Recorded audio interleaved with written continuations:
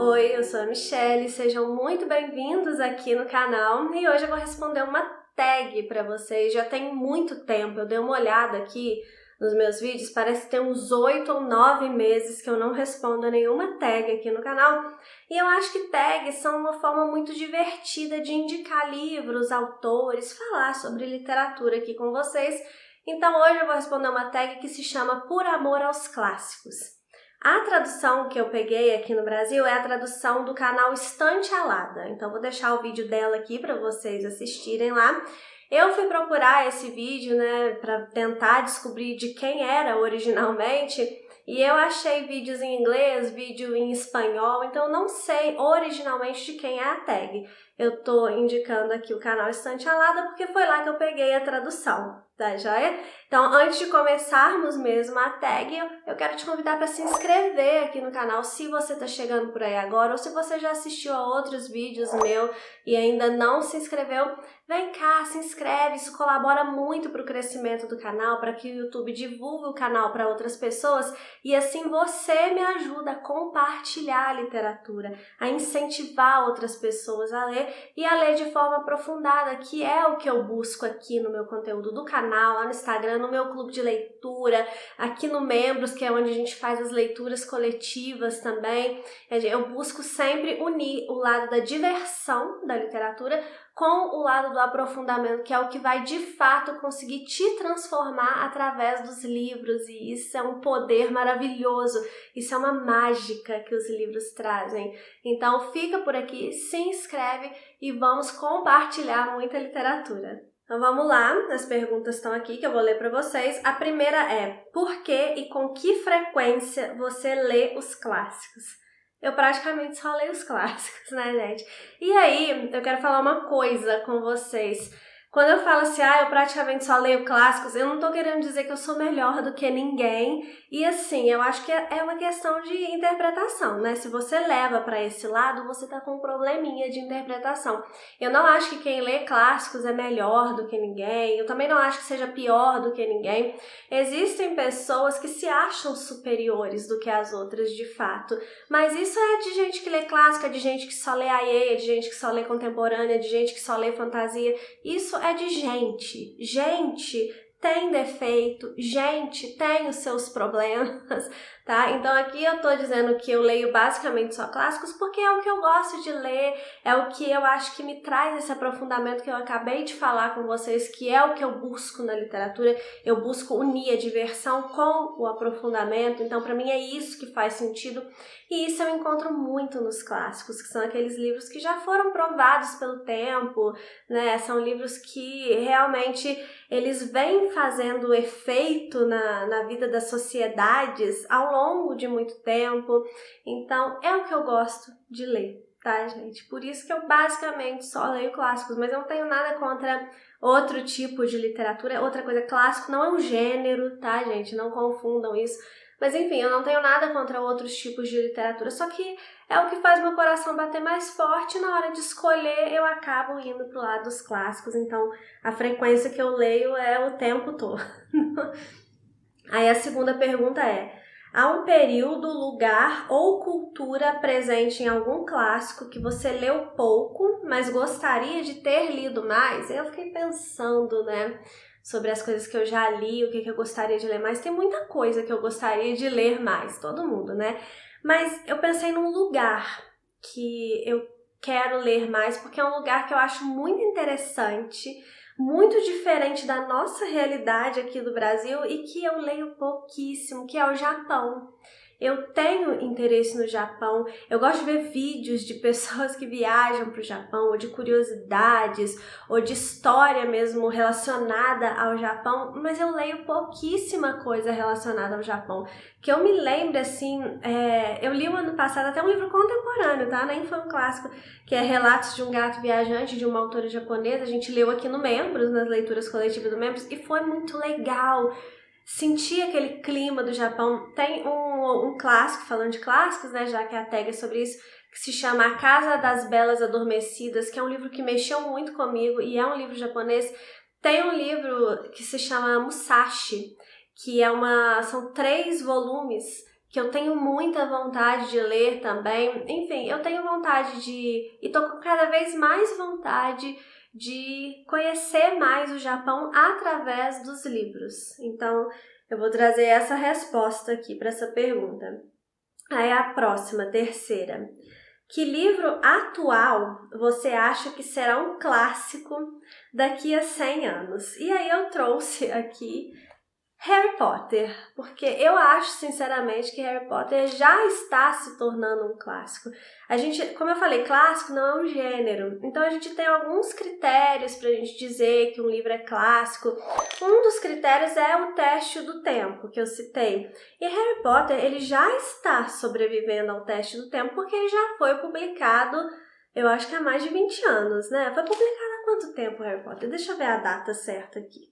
1997, então já tem 27 anos, meu Deus, quase 30 anos. É verdade, porque eu li Harry Potter quando eu tinha a idade do Harry, então, realmente, gente, 27 anos. Então ele já tá passando por essa prova do tempo. É lógico que precisa de mais tempo, mas já tá passando, já tá mostrando que vai passar pela prova do tempo. É um livro que ele influenciou muito a sua época e vem influenciando as próximas gerações depois da minha geração, né, que foi a primeira a ler Harry Potter. Ele já vem influenciando as próximas gerações. E essa também é uma característica dos clássicos. Por exemplo, O Senhor dos Anéis, né, que a gente fala que o Tolkien é o pai da literatura fantástica moderna. E por quê? Porque depois do Senhor dos Anéis, as obras de fantasia, elas passaram a se inspirar em O Senhor dos Anéis. E isso aconteceu também com Harry Potter, e a gente vê isso claramente. A produção literária subsequente a Harry Potter já foi muito inspirada em Harry Potter. E não só a produção literária, a produção cultural de uma forma geral foi muito inspirada já em Harry Potter. Então, também tem essa característica dos clássicos. É um livro que ele revolucionou o mercado literário da sua época. Também é uma coisa forte, isso não é pouca coisa. É um livro que ele introduziu algumas questões que são utilizadas, foram muito utilizadas e continuam sendo utilizadas antes. Por exemplo, em Dom Quixote, a gente tem a introdução da dupla de amigos, né? O Sancho Panza e o Dom Quixote. E aí depois isso virou uma coisa constante na literatura. A gente tem o próprio Senhor dos Anéis, o Frodo e o Sam. Aí tem na cultura pop, de uma forma geral, o Gordo e o Magro, o Asterix e Obelix. A gente tem Sherlock Holmes e Watson, né? E aqui a gente teve a introdução do trio de amigos. Não tô falando que foi o primeiro trio de amigos da literatura, mas claramente depois de Harry Potter, essa questão do trio de amigos passou a frequentar mais a cultura de uma forma geral, entendeu? Isso também é um resquício aqui de Harry Potter. Tem a questão também de ser um retrato muito forte da sua época, da época que os livros foram escritos, e ao mesmo tempo é meio que um livro atemporal, porque ele representa hoje em dia como ele representava aquela época e vai representar mais pra frente. Isso também é uma característica dos clássicos. Então eu vejo em Harry Potter, não é só uma coisa assim, porque eu sou apaixonada por Harry Potter, tá, gente? É uma questão de analisando mesmo a história da obra, né, e as consequências dessa obra no tempo. Eu vejo, sim, características aqui muito fortes de que ele vai se tornar um clássico. Então é a minha grande aposta. Aí a pergunta de número 4. O último clássico que você leu? Como eu leio basicamente clássicos, né? Eu sempre estou lendo um clássico. Então, o último livro que eu finalizei antes de gravar esse vídeo, que na hora que ele for ao ar, com certeza eu já vou ter finalizado algum outro clássico. Mas agora, na hora que eu tô gravando esse vídeo, o último clássico que eu finalizei foi Mansfield Park, que na verdade foi até uma releitura. Eu já li esse livro aqui há muitos anos atrás, e agora eu reli para membros aqui do canal, pra gente fazer a leitura coletiva. Essa daqui já acabou, mas tá rolando leitura coletiva aqui no canal. Agora, na hora que vocês estiverem assistindo, eu acho que tá rolando a leitura coletiva de Ensaio sobre a Cegueira, que é um outro clássico, um clássico mais recente até, né, mas já é considerado um clássico. Depois a gente vai ler O 15, da Raquel de Queiroz, outro clássico nacional. Então vem ler com a gente aqui no Membros, tá? Mas esse daqui foi o último que eu finalizei. Eu acho que já tem até resenha dele aqui. Maravilhoso, é um dos meus livros preferidos da Jane Austen. Toda a trajetória da Fanny aqui fala muito sobre virtudes, fala muito sobre você fazer o certo, mesmo que seja o caminho mais difícil, e normalmente é, né? Então é um livro maravilhoso. Jane Austen é maravilhosa, uma das minhas autoras preferidas. Não escreve romances bobinhos, tá? Se você mergulhar nas profundezas aqui das entrelinhas das histórias da Jane Austen, você vai ver que não tem nada de bobinho, tem muito tapa na nossa cara que ela dá através dessa leitura fluida, cheia de gracejos, né? Mas tem muita coisa aqui que você pode aprender. Então foi o último clássico que eu finalizei agora, né? Na hora que eu tô gravando aqui esse vídeo. Aí a quinta, primeiro clássico que você leu. Então, aí é complicado, porque assim, não é que eu sempre li clássicos na minha vida não, tá, gente? É que eu comecei a ler muito cedo, eu comecei a ler quando eu aprendi a ler, porque eu queria ler os livrinhos que eu tinha, porque meu pai já lia muito pra mim, então eu tenho toda uma história com os livros desde que eu me entendo por gente, eu não me conheço sem livros, sabe? E eu tenho muito orgulho mesmo de falar isso, e porque, enfim, eu acho que isso foi um ponto crucial na formação de quem eu sou hoje, o fato de eu sempre ter tido contato com livros, né? Mas aí, como eu sempre tive contato com livros, eu lia livrinhos infantis, né? Quando eu aprendi a ler. Mas quando eu entrei na escola, eu logo passei a frequentar a biblioteca. Eu sempre fui frequentadora assídua de bibliotecas, das bibliotecas das escolas que eu estudei, né? E aí, na biblioteca, o que a bibliotecária indicava eram os clássicos nacionais, normalmente, mesmo eu tendo lá meus 12 anos, 13 anos, né? Então eu lia muito Fernando Sabino, eu tive uma fase de ler muita poesia, então eu lia muita poesia. Então eu acabei lendo, assim, autores clássicos muito nova. Então eu não sei exatamente qual foi o primeiro clássico que eu li. Mas aí o que aconteceu? Eu vou responder essa pergunta aqui dessa forma. Eu fui crescendo, descobri Harry Potter e aí eu fui procurar outras coisas mais parecidas com Harry Potter, mais leves, mais divertidas, assim, pra mim, naquela época, porque, convenhamos, pra uma menina de 12, 13, 14 anos, é muito mais divertido ler uma história de fantasia do que Fernando Sabino. Hoje eu acho Fernando Sabino mais legal, mas enfim, naquela época eu achava muito mais divertido e é óbvio, né? Cada época tem lá o que você quer ler, o que você quer assistir, o que você quer fazer. Enfim, e aí eu comecei a adentrar mais na literatura YA, que é a literatura jovem adulto, né? E aí eu fiquei assim, na literatura jovem adulto, eu li muitos livros super divertidos e foi uma fase assim, foi a fase, eu acho que eu lia mais livros por ano, porque são livros rápidos, né, fluidos, então eu comecei a consumir muita literatura jovem adulto. Aí eu fui crescendo, fui envelhecendo, e eu sempre gostei que os livros me representassem de alguma forma. E aí, aqueles livros lá, jovem adulto, pararam de me representar, porque aqueles dilemas dos livros jovem adulto não tinha mais sentido pra mim. Eu comecei a achar, nossa, mas que bobeira, tá? Sabe? Nossa, que grande problema que essa pessoa tá. O que era um grande problema pra mim com 14 anos, quando eu passei a ter 20, 21, já não era mais um grande problema. Eu tinha outra visão de mundo. E aí eu comecei a procurar de novo livros com temáticas mais adultas. E aí quando você vai procurar, eu tava meio sem saber aonde procurar, você vai para os clássicos, porque são os mais conhecidos, né? E aí eu fui adentrando nesse mundo de clássicos, mas aí não mais dos clássicos nacionais só, igual lá, quando eu era mais jovenzinha, mas aí dos clássicos mundiais mesmo. E o primeiro livro que eu me lembro de ter lido já mais velha, que é um clássico, foi esse daqui, 1984. Que se tornou um dos meus livros preferidos da vida. Eu já reli, eu já fiz imersão dele no meu clube de leitura, que foi uma imersão que eu gosto muito, e inclusive a imersão dele que eu fiz lá no clube, hoje ela tá disponível se você quiser adquirir na minha lojinha virtual, que eu tenho uma lojinha virtual, que é o MSL Pocket, onde eu tenho lá algumas imersões em alguns grandes clássicos da literatura que eu já fiz no clube em anos passados. Eu deixei disponível lá se vocês quiserem adquirir essas imersões separadamente.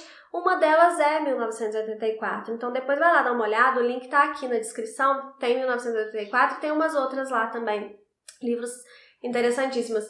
E ele continuou sendo um dos meus livros preferidos da vida. Eu tive uma visão, assim, até um pouco diferente, mais madura mesmo, né? Quando eu reli, depois de mais velha.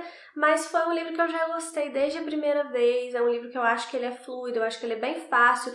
Ele é interessante porque tem toda a questão, né, de uma distopia, de como seria o mundo, enfim, né, catastrófico, aquela coisa toda. Mas, enfim, é o que eu me lembro. Depois que eu passei essa fase de jovem adulto, foi o primeiro livro que eu peguei para ler, assim, de clássico, então eu vou citar ele aqui, porque eu também quero indicar para vocês, porque é, de fato, um livro maravilhoso. Aí, número 6. A sua capa favorita de um clássico. E aí, alguns de vocês vão falar, tá doida? Tem tanto livro com capa linda aí na sua estante. Eu tenho livros muito bonitos, de fato, aqui, mas, gente, não tem jeito. O livro que eu mais gosto, os livros que eu mais gosto da capa é a minha coleção de Senhor dos Anéis, que é aquela coleção bem antiguinha, que ela é ainda de capa flexível, tá vendo? Mas eu amo essas capas, as 3 capas dos 3 volumes. Então esse aqui é o primeiro volume, esse daqui é o segundo volume e esse daqui é o terceiro volume. E eu amo as 3 capas desse livro aqui, e elas juntas, elas ainda se completam. Não sei se vocês já repararam isso. Aqui no vídeo não vai dar pra mostrar pra vocês, né? Mas elas juntas, elas se completam, tá vendo? Aqui, ó, por exemplo, é uma árvore, né? Só que aqui a figurinha aqui, o desenho, ele continua aqui na mesma linha, só que aqui ele já é uma pedra. E aqui tem um arco colorido, olha, que se você reparar, ele vem nas 3 capas. Então, eu gosto muito disso. E eu amo essas capas, gente, eu acho lindas. E eu sei que tem livros maravilhosos aqui na minha estante, mas pra mim, essa daqui é a minha capa preferida de um clássico. Aí, número 7, né? Que autor clássico você gostaria que tivesse escrito mais livros? E aí eu vou dar uma roubadinha aqui, porque eu vou responder as Irmãs Brontë. Eu sei que são 3, né? A Charlotte, a Emily e a Anne. Mas assim, vamos considerar elas uma só, né? Uma família de escritoras. A gente sempre fala dos livros dela muito junto, assim, né? A gente sempre cita Irmãs Brontë, dificilmente a gente cita elas separadas. Então, eu gostaria muito que elas tivessem escrito mais, elas realmente escreveram muito pouco. A Charlotte foi a que escreveu mais, ela escreveu 4 romances, mas a Anne, que era a mais nova delas, escreveu 2, e a Emily escreveu 1 só, que é O Morro dos Ventos Uivantes. E eu adoraria ver outros livros delas, sabe? A Emily, assim, né, por ter escrito 1 só, a gente fica assim, gente, será que ela teria sido tão genial, assim, nos próximos? Porque ela é diferente, assim, a minha preferida é a Charlotte. Se eu tivesse que escolher uma, se você me obrigar, não, escolhe uma, então seria a Charlotte, tá? Mas eu acho que apesar da Charlotte ser a minha preferida, e pra mim, falando como escritora, pra mim, a Charlotte é a melhor delas, também porque ela teve mais tempo, né, pra desenvolver, pouco tempo também, porque viveu pouco também, mas em comparação às irmãs teve mais tempo. Mas a Emily, ela tem um borogodó, né? Aquela história lá do Morro dos Ventos Uivantes, criada por uma moça do interior da Inglaterra, na era vitoriana, ela nem gostava muito de sair de casa. Então, assim, eu queria ver outras coisas que ela escreveu, mas eu também gostaria de ver outras coisas. A Anne, que é a irmã mais nova, você vê um salto do primeiro livro dela para o segundo gigantesco de qualidade. Não que o primeiro seja ruim, mas o primeiro é Agnes Grey. O segundo é A Inquilina de Whitehall Hall. E A Inquilina de Whitehall Hall já é um livro muito mais bem construído, muito mais empolgante até do que a Agnes Grey. Enfim, eu gostaria muito que elas tivessem escrito mais, gente. Infelizmente, né? Não deu. Número 8. O clássico que você menos gosta. E aí, muita gente que me acompanha aqui há pouco tempo vai achar que eu vou falar Vinhas da Ira, né? Mas não. O clássico que eu menos gosto é Capitães da Areia, que é, assim como Vinhas da Ira, é um livro que muita gente gosta, é o preferido da vida de muita gente, mas que me desagradou demais, me decepcionou demais. Eu tava esperando, até no termo assim de escrita mesmo, de construção literária, eu esperava algo muito mais rebuscado do que eu encontrei, né? E eu fiquei tão decepcionada quando eu li Capitães da Areia, já tem muitos anos isso, mas eu fiquei tão decepcionada que depois eu nunca mais peguei nada do Jorge Amado para ler. Eu preciso resolver isso, eu preciso ler outra coisa do Jorge Amado, porque não é que eu tô falando que ele é um escritor ruim, pelo amor de Deus, gente, quem sou eu para falar isso? Mas realmente, Capitães da Areia, eu me decepcionei com a escrita, eu me decepcionei com a construção de texto, eu me decepcionei com o enredo do livro mesmo, achei meio, ai, tá bom, falando sempre a mesma coisa. Eu tenho um problema com isso, sabe, de falar sempre a mesma coisa. As Vinhas da Ira eu também acho que é isso. Eu tenho um problema muito grande com autores que querem me obrigar a chegar a uma determinada conclusão, e claramente Capitães da Areia é um romance de tese, ele foi escrito para provar para o leitor a visão de mundo do Jorge Amado na época que ele escreveu aquele livro, né? E ele quer te forçar a ter aquela visão. Se você tiver outra visão, tá errado. Eu não gosto disso, eu gosto de ter mais liberdade. Então foi um livro que me decepcionou por vários aspectos e realmente eu acho que é o livro que eu menos gostei na minha vida mesmo, por causa da decepção. Eu já li livros muito piores, eu já li 50 Tons de Cinza, né, gente? Então nem se compara. É lógico que é muito pior do que Capitães da Areia, mas eu falo assim, é porque eu esperava muito de Capitães da Areia. Então, como decepção, eu acho que foi a minha maior decepção mesmo até hoje, tá? Aí, clássico traduzido favorito, o número 9. Aí eu vou ter que citar o meu livro preferido, né, gente? Que é Jane Eyre, da Charlotte, que eu já citei aqui, Charlotte Brontë. É o meu livro preferido. Eu tenho, na verdade, um hall de livros preferidos, mas eu elenquei esse daqui para sempre falar como o preferido, tá? Mas eu tenho um hall de livros preferidos da vida mesmo.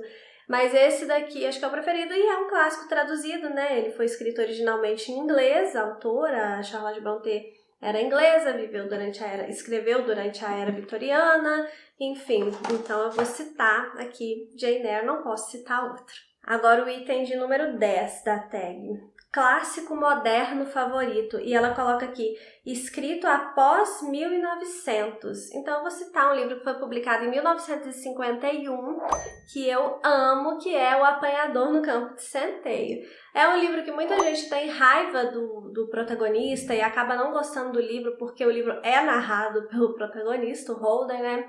Mas eu tenho uma visão diferente sobre o Holden, eu tenho uma resenha sobre esse livro aqui que eu falo sobre a minha visão sobre ele, uma resenha bem antiguinha, mas eu vou deixar linkada aqui para vocês assistirem, para eu não ficar me repetindo. Depois vai lá, dá uma olhada na resenha.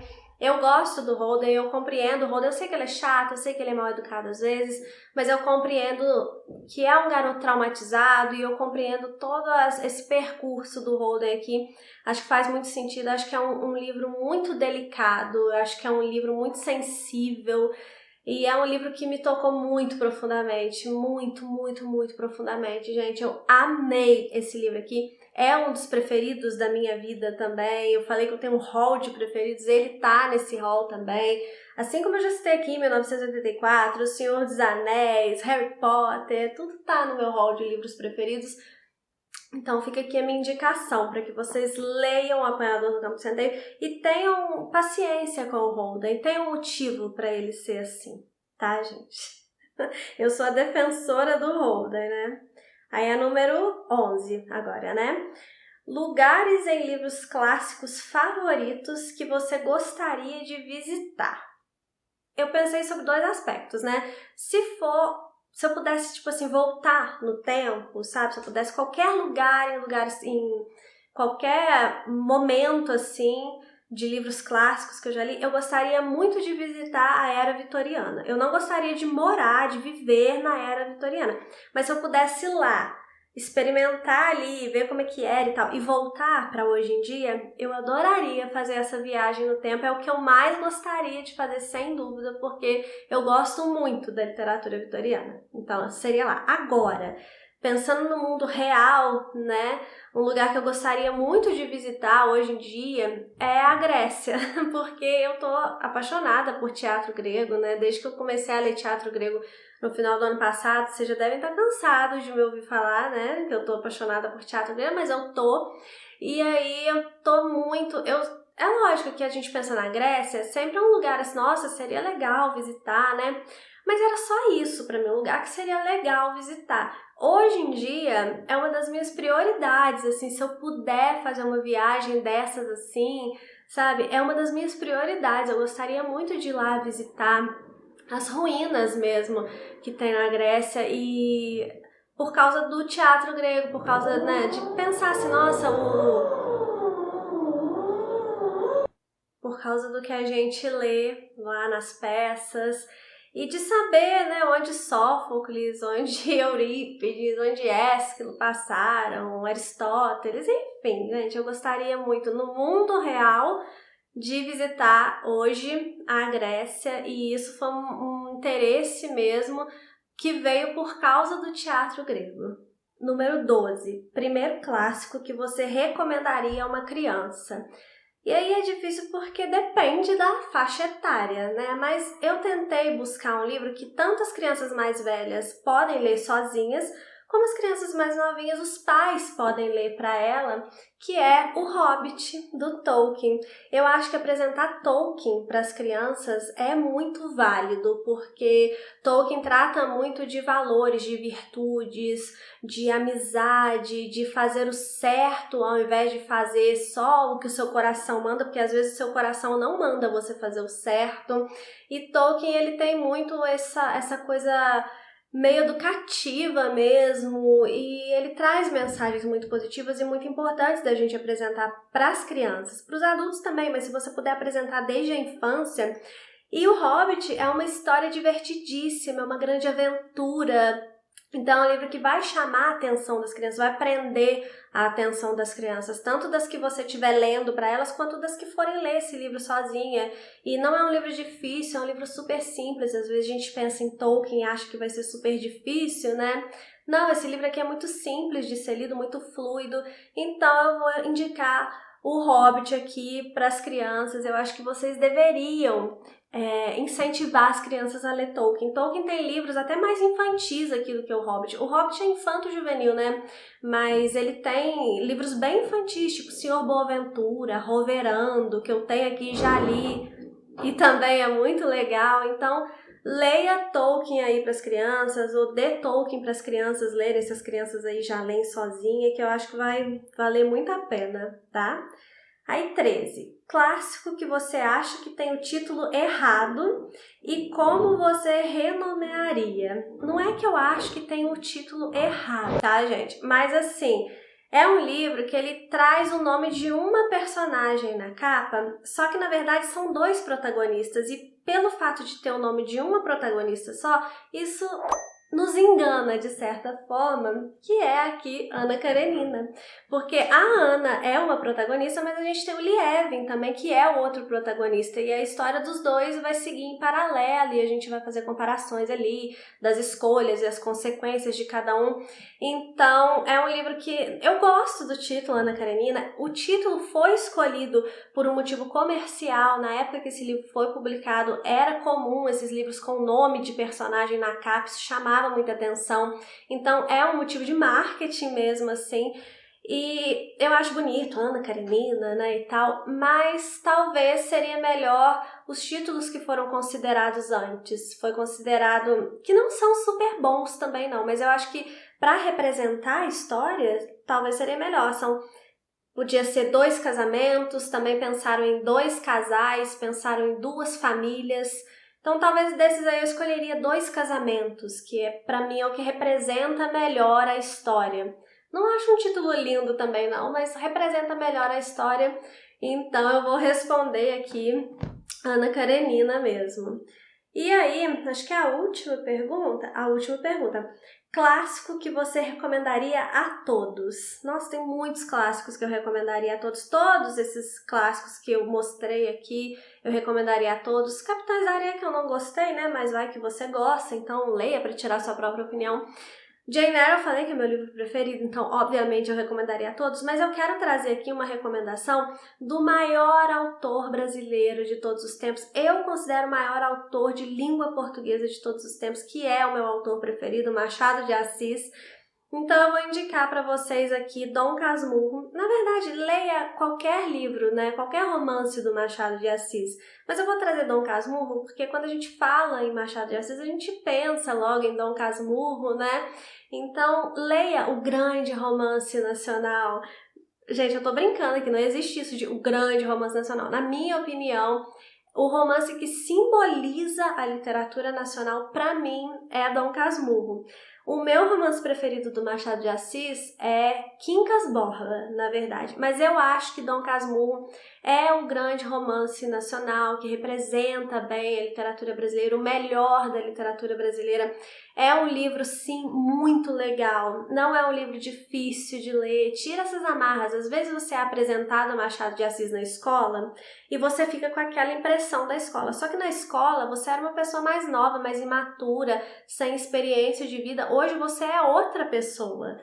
Ou deveria, né? Já ter amadurecido, já ter aprendido mais coisas com a vida. Então, hoje, essa leitura aqui para você vai fazer um sentido que naquela época não fazia.